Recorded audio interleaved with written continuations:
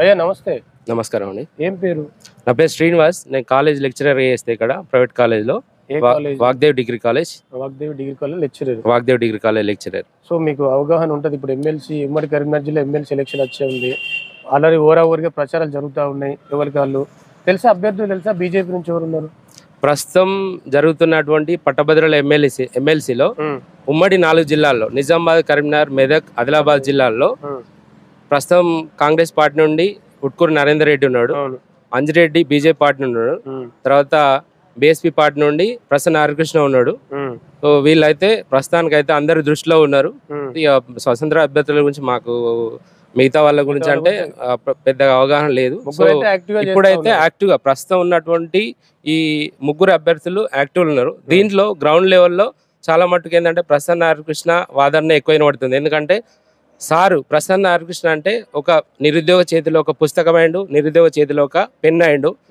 ఆ నిరుద్యోగుల గురించి రేపు ఎమ్మెల్సీ చట్టసభల్లో మాట్లాడడానికి శాసనసభ మనకు ఈ వ్యవస్థ మీద పట్టభద్రుల వ్యవస్థ గురించి, నిరుద్యోగుల వ్యవస్థ గురించి పూర్తి స్థాయిలో అవగాహన ఉన్నటువంటి వ్యక్తి ప్రసన్న హరికృష్ణ. సో వీళ్ళ యొక్క బలం గలం మన ప్రసన్న హరికృష్ణ అని మేము నమ్ముతున్నాం బలంగా.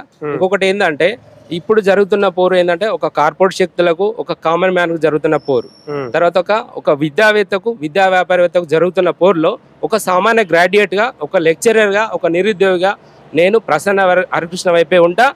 ఈ 4 జిల్లాల్లో ఉన్నటువంటి నిరుద్యోగులు, తర్వాత ఉద్యోగులు, తర్వాత మేధావులందరూ కూడా ప్రసన్న హరికృష్ణ గెలిపించడానికి కూడా ముందుకొస్తున్నారు. ఇప్పుడున్న కాంగ్రెస్ అభ్యర్థి విద్యావేత్త అని చెప్తా ఉన్నాడు, విద్యావంతుడు అని చెప్తా ఉన్నాడు. అట్నే అధికార పార్టీకి సంబంధించిన ఎమ్మెల్సీ అభ్యర్థి నరేందర్ రెడ్డి గారు అధికార పార్టీకి సంబంధించినటువంటి వ్యక్తే. కానీ ఇప్పుడున్నటువంటి ఉట్కూరు నరేందర్ రెడ్డి ఎవరికి కూడా ఒక్క పేరెంట్ను కూడా ఫీజు విషయం లోపల తగ్గించడానికి గేటు లోపలికి రానటువంటి సందర్భం ఉన్నది. అది అందరూ ఇప్పుడు సమాధానం ఓటు రూపంలో, బ్యాలెట్ రూపంలో మేము తీర్పు ఇవ్వబోతున్నాం. ఈ తీర్పు ఏ విధంగా ఉంటుందంటే ఇప్పుడు జరిగేటువంటి పోరులో కార్పొరేట్ శక్తులు భవిష్యత్తులో ఎన్నికలకు రావాలంటే భయపడాల్సిన సందర్భం. డబ్బులు నోట్ల కట్టలకు పట్టభద్రులు అమ్ముడు ఓరు అనేటువంటి ఒక చారిత్రాత్మక తీర్పు రాబోతుంది. 3వ తారీఖు నాడు బ్యాలెట్ ఓపెన్ చేసిన తర్వాత ఈ తీర్పు నిజంగానే డబ్బులకు అమ్ముడు ఓరు అంటారు.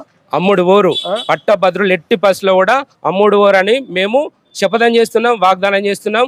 ఈ తీర్పు ఒక తెలంగాణలో కాదు, మన జాతీయ వ్యాప్తంగా ఒక పెద్ద హైలైట్ న్యూస్ రాబోతుంది 3వ తారీఖు నాడు. ఈ తీర్పు ప్రజలలో, మేధావులలో ఏ విధంగా తీర్పు రాబోతుంది అనేది వెయిట్ చేస్తున్నాం. దీని మీద మనకు బెట్టింగ్ కూడా జరుగుతుంది హైదరాబాద్ లో. కాన్ఫిడెంట్ గా చెప్తావు, నీ ఫేస్ లో చూస్తే అర్థమవుతుంది ఆవేదన అంతా. ఆవేదన కాదు, ప్రసన్న హరికృష్ణ అంటే నిరుద్యోగుల యొక్క గొంతుగా. సారు బుక్స్ చదివిన తర్వాత నేను సార్తో పాటు టీచింగ్ కూడా చేసినాం. మేము కూడా ఆదిలాబాద్ లో, కరీంనగర్ లో ఇన్స్టిట్యూట్లలో చెప్పిన నేను సరైనటువంటి టైంలో ప్రిపేర్ అయిన తర్వాత కూడా కొన్ని జాబ్స్ రాకపోవడం వల్ల మేము ప్రైవేట్ వృత్తిలో ఉండడం జరిగింది. వాస్తవానికి ప్రసన్న హరికృష్ణ ఏంటంటే బల్పం పట్టిన చేతులు ఈరోజు విద్యార్థుల భవిష్యత్తు తీర్చిదిద్దడానికి అసెంబ్లీకి మనం శాసన మండలికి పంపబోతున్నాం. చాక్ పీస్ పట్టిన వ్యక్తి చరిత్ర నిర్మాణం చేయబోతున్నాడు. ఇదే గొప్ప నిర్మాణం. తెలంగాణలో 2025 ఈ శాసన మండలి ఎన్నికలు ఒక చారిత్రాత్మకమైన తీర్పు రాబోతుంది, మనం గమనిస్తాం. అంటే ఇంకొకటి కూడా వైరల్ అవుతా ఉంది. అదే ప్రసన్న హరికృష్ణ గెలిస్తే కాంగ్రెస్ పార్టీలోకి పోతాడు, లేదు ఇంకోటి ఉంది ఏంటంటే ప్రసన్న హరికృష్ణను కాంగ్రెస్ పార్టీ నిలబెట్టిందని చెప్పి అంటా ఉన్నారు కదా, ఇది ఎట్లా చూడొచ్చు? ప్రసన్న హరికృష్ణను కాంగ్రెస్ పార్టీ కనుక నిలబెట్టేది ఉంటే కాంగ్రెస్ పార్టీ మొదటి నుండి టికెట్ ఇచ్చి అదే జరుగుతుండే. ఇది కాంగ్రెస్ పార్టీకి సంబంధించి, బీజేపీ పార్టీకి సంబంధించినటువంటి కాదు. ఇది మేధావులకు సంబంధించినటువంటి ఎన్నిక. మేధావులు, విద్యావంతులే దీంట్లో నిర్ణయం తీసుకోబోతున్నారు. రాజకీయ పార్టీలకు అతీతంగానే జరుగుతుంది ఎన్నిక.